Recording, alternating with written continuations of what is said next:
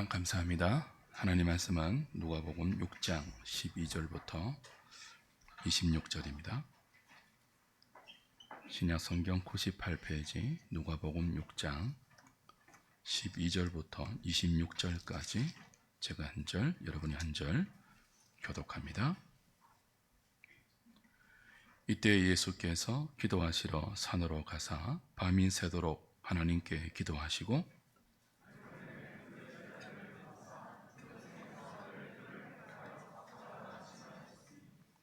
곧 베드로라고도 이름을 주신 시몬과 그의 동생 안드레와 야고보와 요한과 빌립과 바돌로메와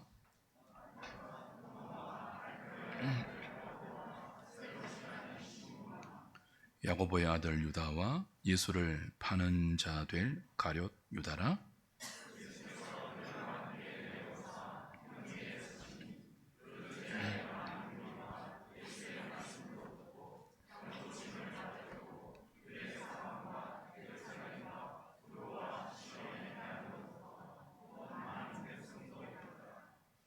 더러운 귀신에게 고난받는 자들도 고침을 받은지라.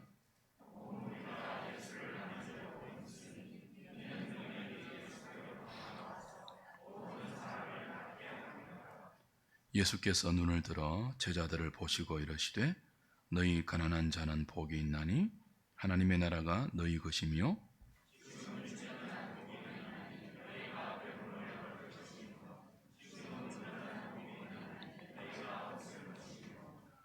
인자로 말미암아 사람들이 너희를 미워하며 멀리하고 욕하고 너희 이름을 악하다 하며 버릴 때에는 너희에게 복이 있도다.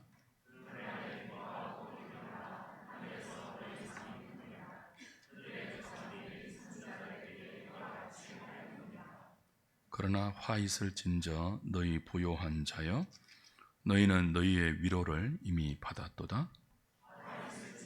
너희 지금 배부른 자여 너희는 주리로다. 화 있을진저 너희 지금 웃는 자여 너희가 애통하며 울리로다. 모든 사람이 너희를 칭찬하면 화가 있도다. 그들의 조상들이 거짓 선지자들에게 이와 같이 하였느니라. 아멘.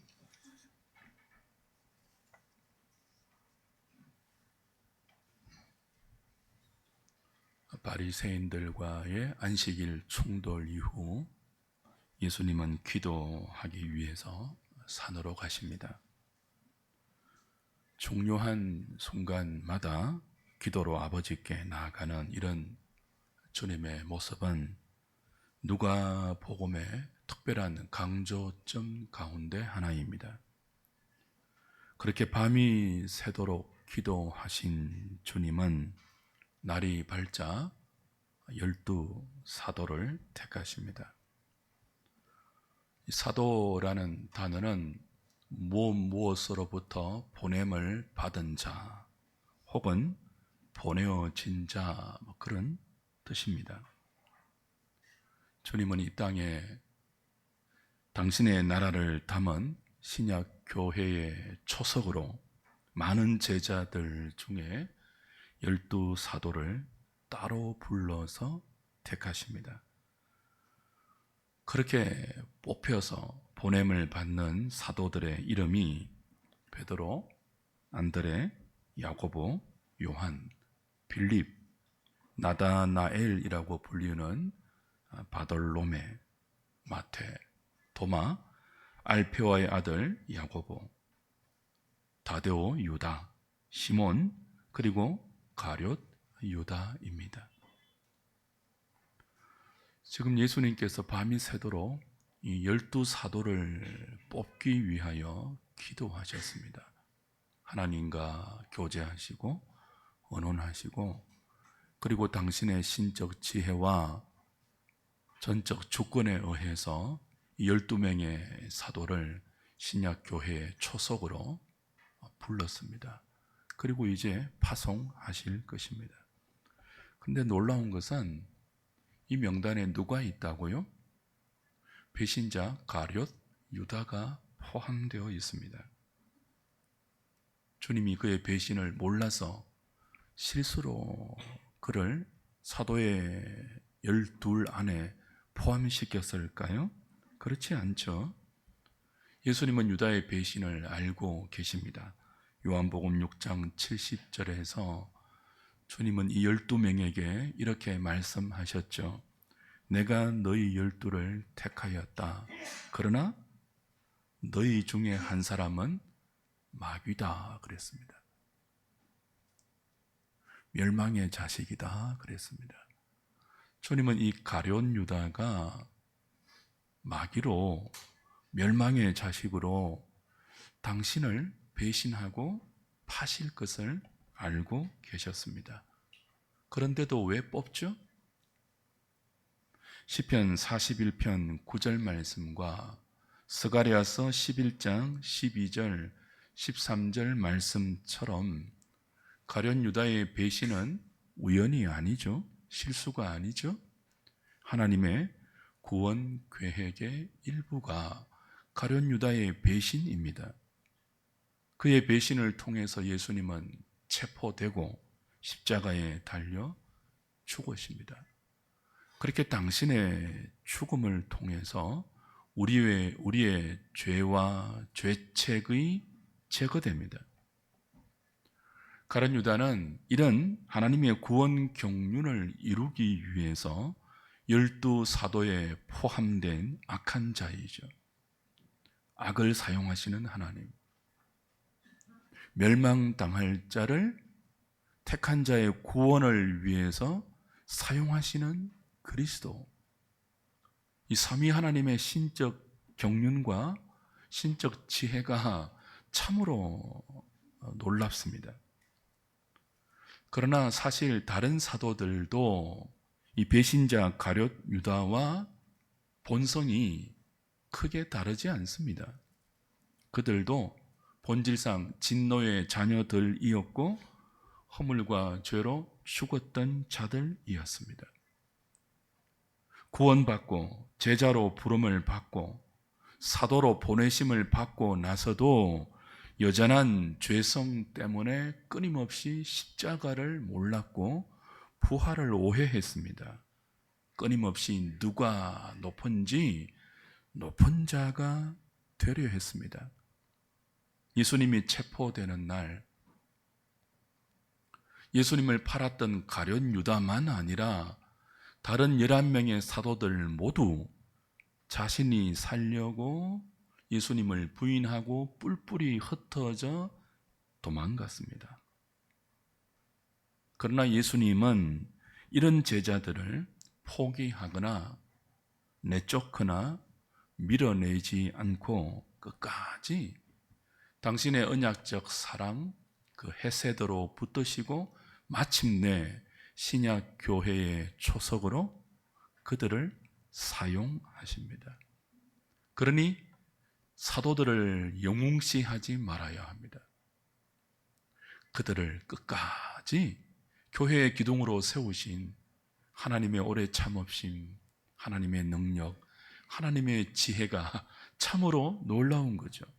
찬송 받으실 분은, 영광 받으실 분은 이런 사도들을 통해서 몸된 당신의 교회를 이루고 세우신 삼위 하나님이십니다. 우리도 그렇지 않습니까? 저와 여러분이 부름받을 자격이 있었습니까? 우리는 하나님의 뜻대로 살지 않았습니다.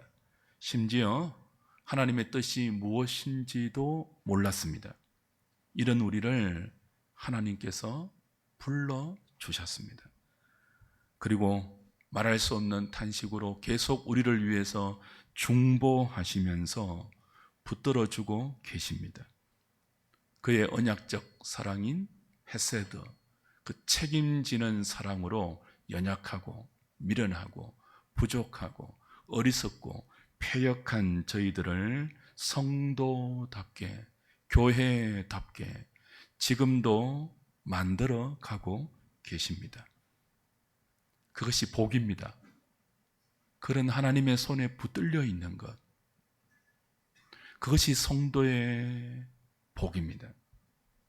우리의 불신에도 불구하고 우리의 연약함과 어리석음과 미련함에도 불구하고 우리의 그 모든 부족함보다 더 크신 하나님의 은혜로 우리를 붙드셔서 하나님 나라의 생명을 배우게 하시고 맛보게 하시고 그 생명 안에 담겨 있는 진리로 끝없이 우리의 삶을 이끌어 가시는 그 은혜의 이끌림을 받는 것이 저와 여러분이 누리는, 성도가 누리고 있는 가장 큰 복이죠. 누구든지 하나님 나라를 누리려면 이 땅에 그 하나님 나라를 담지하고 그 하나님 나라를 건설하고 그 하나님 나라의 일원이 되기 위해서는 사도들만이 아니라 하나님께 부름을 받고 하나님께 보냄을 받은 모든 주의 백성들은 이 사실을 알아야 합니다. 하나님 나라의 복이 무엇인지, 그 나라에서 화 있을진저라고 말하는 그 나라의 복과 상관없는 화가 무엇인지를 모든 그리스도인은 알아야 합니다. 그래서 주님은 12 사도와 그들과 함께 있는 무리들에게 소위 평지 설교라고 하는 이 독특하고 특별한 말씀을 주시죠. 오늘 우리가 함께 읽은 누가복음의 평지 설교는 4가지의 복, 그와 대척되는 4가지의 화로 내용이 구성되어 있습니다. 많은 부분 마태복음의 산상수훈과 내용적으로 겹치는 부분이 있기 때문에 학자들은 같은 내용을 다루는 평행 본문이다, 그렇게 보는 학자들도 있고, 아니다, 두 설교는 전혀 다른 상황에서 전혀 다른 목적을 위해서 예수님이 다른 장소에서 말씀하신 다른 설교다라고 해석하는 학자들도 있습니다. 이 시간이 성경 공부 시간이 아니기 때문에 그 자세한 내용을 다 여러분에게 설명드리지는 않겠습니다. 여하튼 주님은 기도하시고 12 사도를 따로 불러서 세웠던 그 산에서 내려와 많은 무리들이 함께 모인 평지에서 특별히 사도들을 주된 타켓으로 하여 이 특별한 4가지 복과 4가지 화를 설교로 들려주십니다. 주님 말씀하신 첫 번째 복이 뭐죠? 너희 가난한 자는 복이 있나니 하나님의 나라가 너희 것임이요 라고 가난한 자의 복을 말씀합니다. 이 부분을 직역하면 선언이 먼저 되어요. 복되다 가난한 자들이요. 왜냐하면 하나님의 나라가 너희 것이기 때문이다. 이 복을 선언하고 그 복될 수밖에 없는 이유를 왜냐하면이라고 서술하는 형태로 4가지의 복이 일관되게 선포됩니다. 두 번째 복이 줄인 자의 복인데요, 똑같은 형태예요. 복되다 지금 줄이고 있는 너희여, 왜냐하면 너희가 만족할 것이기 때문이다. 먼저 복을 선포하고 그 복된 이유를 서술하죠. 세 번째 복이 우는 자가 누리는 복인데 똑같은 형식이에요. 복되다 지금 울고 있는 너희여, 왜냐하면 너희가 웃을 것이기 때문이다. 4번째 복도 마찬가지죠. 예수님 때문에 미움을 받고 버림을 받고 욕을 당하고 사람들에게 박해를 받는 너희들이 사실은 복되다, 너희를 위한 상이 크기 때문이다. 그렇게 복에 관한 4가지 선포를 하십니다. 이 4가지 복을 말씀하신 뒤 주님은 정반대로 부요한 자, 지금 배부른 자, 지금 웃는 자, 지금 모든 사람에게 칭찬받는 사람은 화 있을진저라고 화를 선언하십니다. 정리하면 간단하죠. 가난한 자, 지금 줄인 자, 이 지금이 2번이나 강조되어요. 지금 우는 자, 주님 때문에 미움을 받고 욕을 보고 버림을 받는 자는 복이 있고, 부요한 자, 지금 배부른 자, 지금 웃는 자, 하나님과 상관없이 모든 사람에게 칭찬받는 자는 화가 있다. 그것이 이 특별한 주님의 평지 설교의 요약입니다. 이 설교의 핵심이 무엇입니까? 반전이에요. 역전이에요. 근데 이 마태복음의 산상수훈과 결정적으로 다른 부분이 이 평지 설교에서 주님은 네 가지의 복과 네 가지의 화를 선포하시면서 그 복과 화의 마지막 부분을 선지자와 연관시킨다는 점이에요. 산상수훈의 주된 타겟은 무리들이거든요. 그래서 3인칭을 사용합니다. 근데 이 평지설교, 누가복음에 나오는 오늘 본문의 평지설교의 주된 타깃은 누구라고요? 산에서 밤새도록 기도하신 후 모든 제자들 속에서 따로 뽑은 12명의 사도가 주된 타깃이에요. 물론 그들과 함께 있는 많은 무리들도 이 설교의 대상이 되지만 주 타깃은 아니에요. 주 타깃은 누구라고요? 12사도와 제자들이에요. 그래서 대명사가 인칭이 너희라는 2인칭입니다. 근데 이 네 가지 복과 네 가지 화의 주된 모티브가 선지자와 연결됩니다. 마지막 복을 참 선지자와 연결시키죠. 마지막 화를요, 거짓 선지자와 연결시킵니다. 구약의 선지자들이 당신은 가난하고 줄이고 울었고 백성들로부터 미움과 핍박을 받았죠.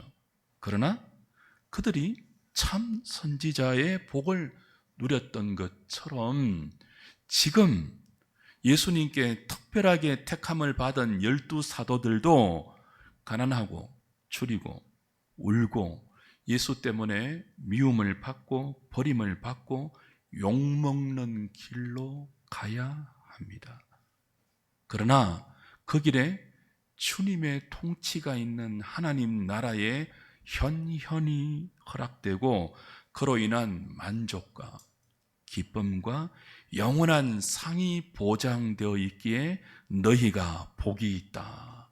그렇게 구약의 참 선지자와 지금 주님께 뽑힘받은 12사도를 대조해서 비교해서 연관시켜서 참된 복을 선포하시죠.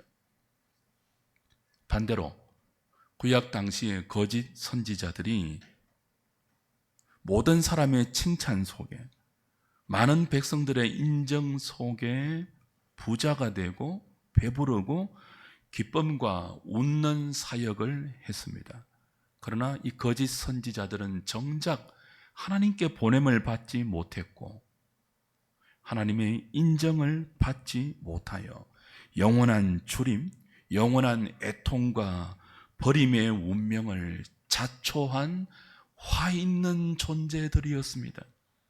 그처럼 지금 하나님과 상관없이 부하고 배부르고 지금 웃고 지금 많은 사람들의 인정과 칭찬 속에 있다 할지라도 그 인생이 그 존재가 하나님과 아무 상관이 없다면 화 있을진저 그들은 화 있는 하나님 나라의 복과 아무런 상관이 없는 저주받은 인생이다.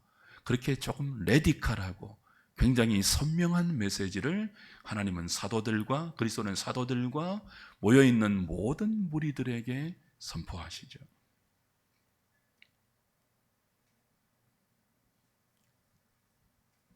사도로 12명이 택함을 받았습니다. 그리고 이제 세상으로 보냄을 받을 것입니다.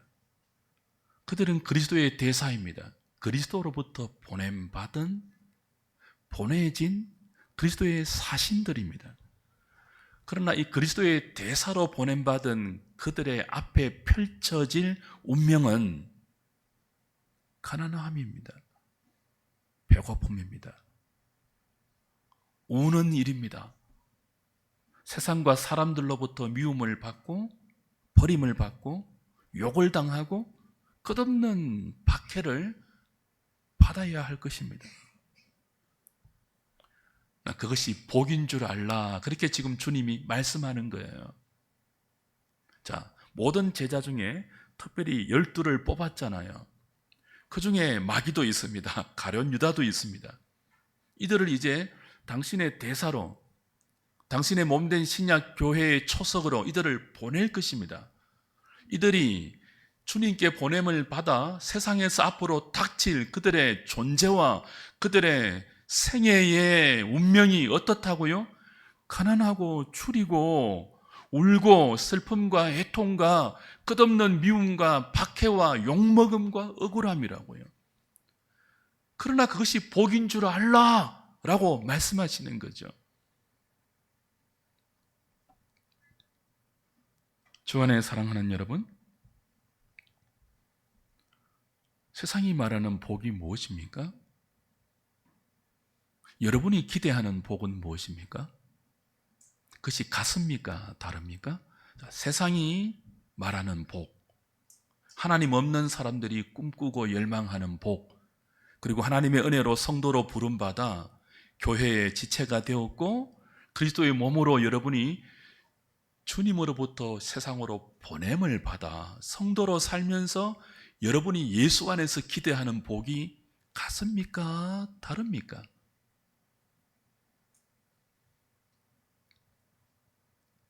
세상이 말하는 복은 하나님과 상관이 없죠. 지금 부자가 되고 지금 배부르고 지금 기쁜 삶을 살고 지금 웃고 지금 모든 사람들에게 인정과 칭찬과 박수를 받으면 하나님과 상관없이 그런 삶을 누리고 있다면 그게 복이에요. 세상의 복은 그렇죠? 욕망의 차원입니다. 그러나 주님께 붙들려서 은혜로 부름을 받고 그 은혜의 사람으로 세상에 보내진 성도들은 하나님과 상관없는 그 욕망적 차원의 복이 우리 인생의 목표가 아니죠. 복의 근원인 예수가 모든 성도의 새로운 삶의 목적입니다. 그 새로운 목표를 가진 것이 성도의 복입니다. 우리는 예수 때문에 가난해지고 예수 때문에 배고프고 예수 때문에 울고 예수 때문에 사람들의 미움과 사람들의 버림과 욕과 억울함을 당하더라도 복의 근원이신 나를 불러주신 나를 이 땅에 예수 믿는 성도로 보내어주신 그 그리스도를 사랑하고 그분을 믿고 그분을 의지하고 그분을 따라가는 믿음의 삶을 포기할 수 없습니다. 그리고 포기되지 않는 그 믿음의 길을 계속 유지하는 것이 복입니다. 우리의 외적 환경과 우리의 외적 삶의 모습과 상관없이 주님과 함께 사는 그 자체가 우리의 복입니다. 세상의 복은요, 힘과 연관됩니다. 하나님과 연관되는 것이 아니라 세상의 복은 더 많은 힘을 가진 사람이 그 힘으로 자신의 권리를 확장하고 자신의 삶의 안전과 영향력을 확대해가는 욕망의 차원이에요. 그 세상의 복은 자신의 욕심을 더 끝없이 펼칠 수 있는 그 길이와 넓이와 높이만큼 복이 있다, 그렇게 규정하죠. 그런 의미로 누가 세상에서는 복된 자이죠? 부자입니다. 배부른 자입니다. 웃는 자입니다. 사람들의 인정과 칭찬과 박수 속에 있는 인생들이 세상에서는 복 있는 인생의 대명사예요. 그러나 예수님이 주시고자 하는 하나님 나라의 복은 힘으로 확보하는 욕망의 차원이 아닙니다. 내 권리가 더 끝없이 넓어지는 이 권리의 확장이 성도의 복이 아닙니다. 힘으로 확보되는 세상의 복을 누리기 위해서는요, 내가 힘을 가지잖아요. 그럼 정반대의 현상이 보이지 않는 곳에서 일어난다고요.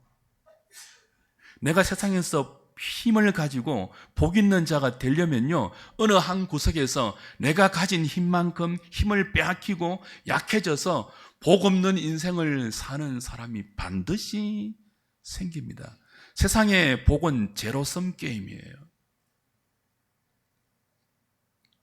세상의 복은요, 내가 웃으려면 다른 사람이 울어야 합니다. 세상의 복은요, 내가 이기려면 상대방이 져야 합니다. 그러나 하나님 나라의 복은 그렇지 않죠. 힘에 의한 자기 권리, 자기 욕망, 자기 소원의 확장이 아니죠.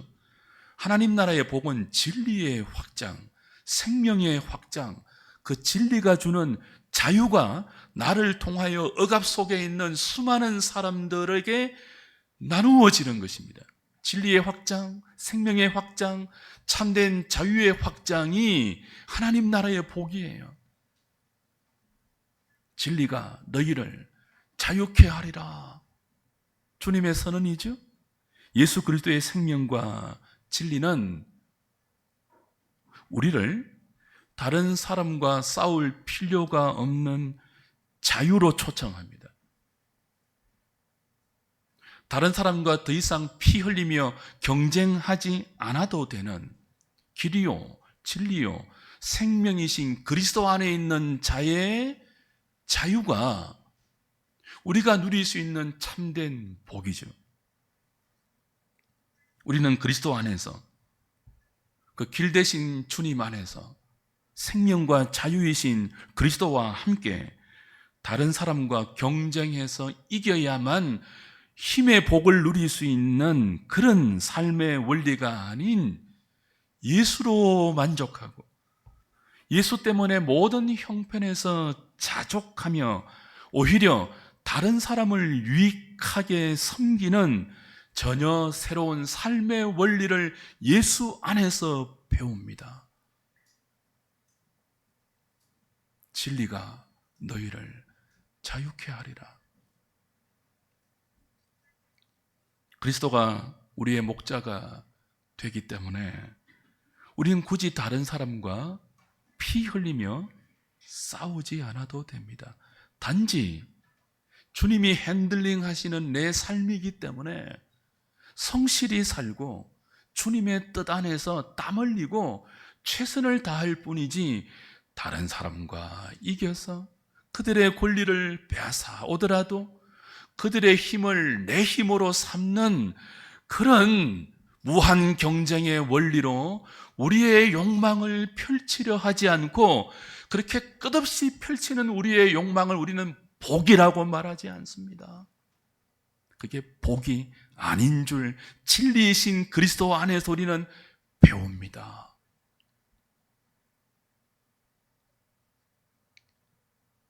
다른 사람보다 더 적게 먹는 삶이 있더라도, 더 춥게 있는 현실이 허락되더라도, 설령 우는 일이 나에게 생기고 억울함이 있어도 그 나의 문제를 해결하기 위해서 다른 사람을 누르지 않습니다. 다른 사람을 속이지 않습니다.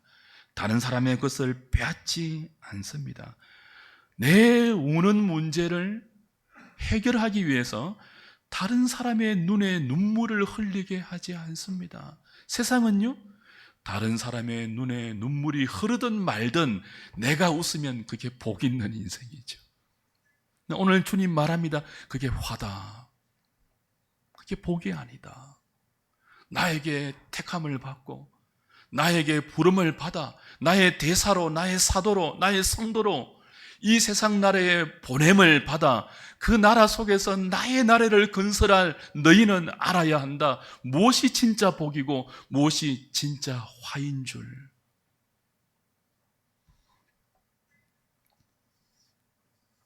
예수 안에 있는 우리는 그 진리가 주는 하나님 나라의 자유를 교회를 통하여 배우고 우리의 것으로 누리는 것만큼 우리의 생각이 바뀝니다.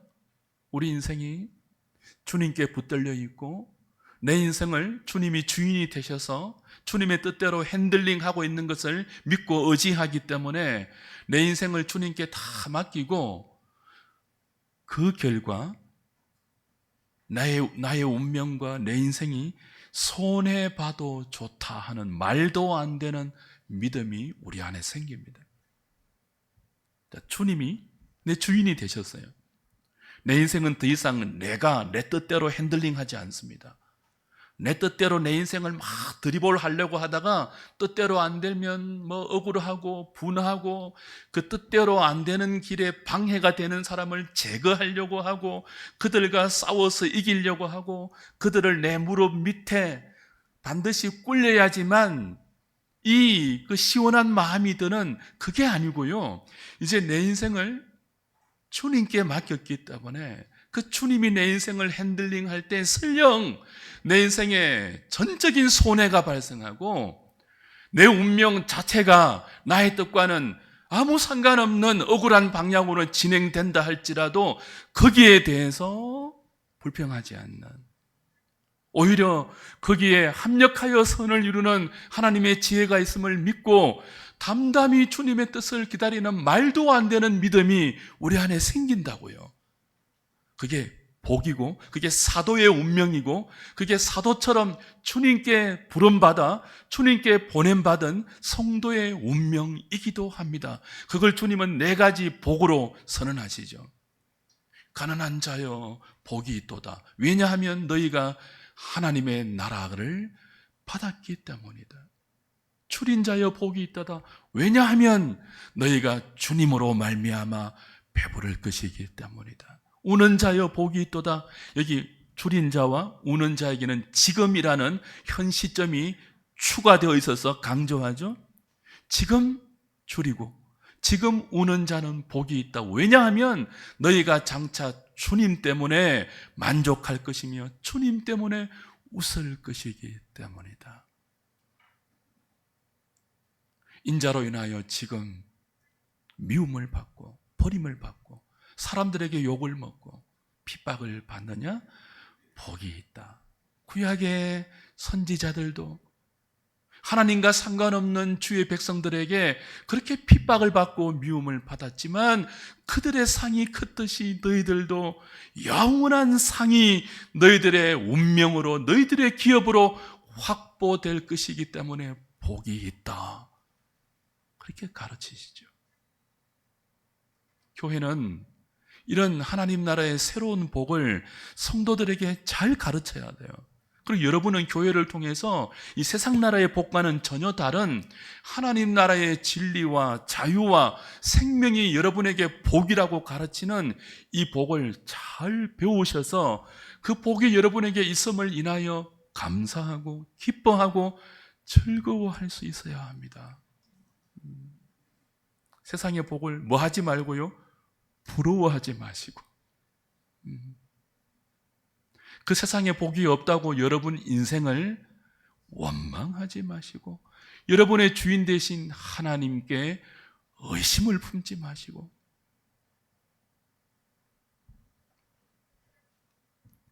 이 믿음을 우리가 만들어내지 못하죠. 구원 얻는 믿음, 예수를 사랑하는 믿음, 예수님께 내 인생을 전적으로 의탁하는 그 믿음을 우리가 어떻게 스스로 만들어내겠습니까? 우리의 결심, 우리의 노력, 우리의 의지로 참된 믿음은 절대로 인간이 스스로 산출하거나 생산해내지 못합니다. 오직 로마서의 말씀처럼 은혜가 우리 안에 왕노릇하여서 죄와 사망이 왕노릇하던 우리 안에 이 믿음을 생성시킵니다. 그 믿음으로 주님을 사랑하게 하고 그 믿음으로 주님을 따라가게 만듭니다. 무엇이 그렇게 우리를 이끌어 간다고요? 은혜가. 어떻게 해서요? 왕노릇해서. 은혜가 우리의 삶에 왕처럼 임하여서 우리를 은혜로 이끌어 가셔서 그 주님의 뜻과는 상관없이 끝없이 우리가 주님을 배반하고 주님과 상관없는 부자가 되려고 하고 주님과 상관없이 배불려고 하고 주님과 상관없이 웃으려고 하고 주님 없어도 사람들의 칭찬과 박수와 인정 앞에 우리의 삶을 내세우려고 하지만 은혜가 이런 우리들을 왕으로 군림하셔서 그렇게 살면 안 되지. 내가 너희들을 위해서 죽은 것은 너희들이 그렇게 살려고 한 거 아니란다. 은혜가 끝없이 우리의 연약함보다 더 큰 힘으로, 더 큰 사랑으로, 더 큰 지혜와 능력으로 우리를 주님을 사랑하고 다른 사람을 유익하게 하는 하나님 나라의 생명을 나누는 진리의 사람으로, 자유의 사람으로 우리를 이끌어 가죠. 그렇게 이끌림을 받는 것이 뭐라고요? 복이 있다 그러는 거예요. 복이 있다. 세상에서는 누가 가난한 자를 복이 있다 하겠습니까? 마태복음은 심령이 가난하다고 조금 더 영적인 의미를 부과했지만 누가복음은 굉장히 레디칼하게 선포해요. 심령이라는 말이 없어요. 그냥 가난한 자, 퍼터코스, 극빈의 가난을 이야기해요. 좀에 쪼달리는 정도가 아니에요. 누군가가 도와주지 않으면 한 끼도 연명할 수 없는, 자기의 힘으로는 도무지 살아낼 수 없는 극빈의 상태. 그러나 그 극빈의 상태가 오히려 주님의 복된 다스림을 받아들이는 은혜의 통로가 될 수 있기 때문에 복이 있다 그러죠. 세상에서 누가 가난한 자를 복 있다고 합니까? 세상에서는 누가 배고픈 자를 복 있다고 합니까? 세상에서는 누가 끝없이 우는 자를 복 있다고 합니까? 세상에서는 누가 미움과 박해와 욕먹고 억울함 속에 있는 사람을 복 있다고 합니까? 저주받은 인생이고 불행한 인생이라고 손가락질 하겠죠. 게을러서 가난하지, 이유가 있어서 욕을 먹겠지, 배고픈 이유가 다 있어. 저 사람은 성실하지 못해. 사람들에게 미움을 받는 이유가 있지, 아니 땐 굴뚝에 연기가 나랴. 세상은요, 힘이 없어서 그렇게 불행하게 보이는 인생을 끊임없이 조소하고 그들과 비교해서 자신을 우위에 놓고 교만한 마음을 품죠. 그러나 하나님 나라는요, 역전의 복을 우리에게 설명합니다. 반전의 복을 우리에게 소개합니다. 가난한 자가 복이 있다. 심령의 가난을 포함했어요. 추린 자가 복이 있다. 우는 자가 복이 있다. 세상으로부터 미움을 당하고 억울함을 입고 욕을 먹고 박해를 당해도 참 선지자의 상을 하늘의 영원한 기업으로 삼고 있는 예수 믿는 너희가 복이 있다. 그러나 세상이 복 있다고 말하는 하나님과 상관없는 부자들, 하나님과 상관없이 끊임없이 곳간을 열고 더 많이 쌓아두고 배부름과 만족함을 떵떵거리고 누리고 그것을 위세로 세상 사람들에게 떨치는 그 사람들은 화가 있도다. 지금은 웃지만, 지금은 배부르지만, 지금은 부를 자랑하지만, 지금은 칭찬과 부러움과 인정과 박수의 대상이 되지만 나중에 영원한 하나님의 심판대 앞에서 그들이 확보한 모든 힘이 하나님과 상관없는 힘이었기 때문에 영원히 버림받고 영원히 추림받고 영원히 진노의 대상이 되는 그런 인생들이야말로 화 있을진저. 역전을 말씀하십니다. 이 반전을 교회에서 배워야 돼요. 그렇지 않으면요, 우리의 눈에 여전한 비늘을 덮어쓰고 예수 믿는 기독교 신앙을 동원해서라도 세상이 말하는 복을, 하나님이 말하는 화를 자기의 유일한 삶의 가치로 삼고 질주하는 어리석은 인생이 될 수 있죠. 그러지 말라고 주님은 밤새도록 기도하시고 많은 제자 중에 12사도를 가려서 뽑으시고 그들을 이 하나님 나라를 전하는 대사로 보내면서 이 복을 새롭게 가르쳐 주시고 그 복과 대척되는 화를 그들에게 선명하게 가르쳐 주시죠. 너희들이 전하는 나의 복음에 이 왜곡된 복과 왜곡된 화가 끼어들지 않도록 조심하라. 그런 의미입니다. 주 안에 사랑하는 여러분,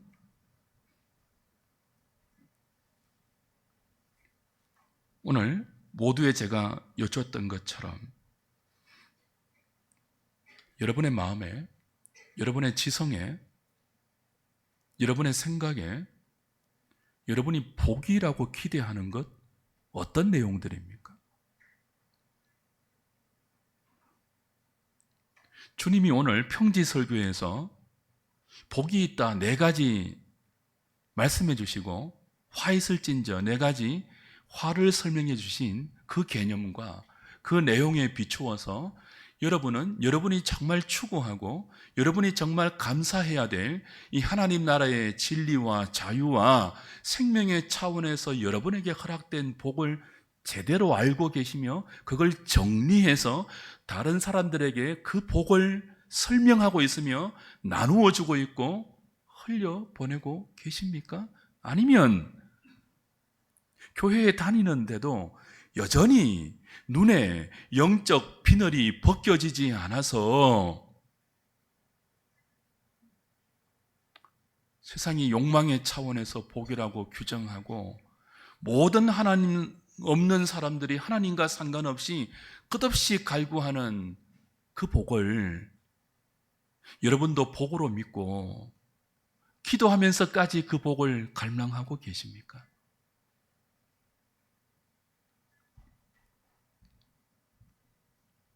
오늘 주님의 말씀에 의하면 저와 여러분은 복 있는 인생입니까? 아니면 화 있을 찐저에 해당되십니까? 하늘이 모든 식구들은 한 사람도 빠짐없이 다 주님이 복되다라고 말씀하신 그런 인생 되시기를 주님의 이름으로 부탁드립니다.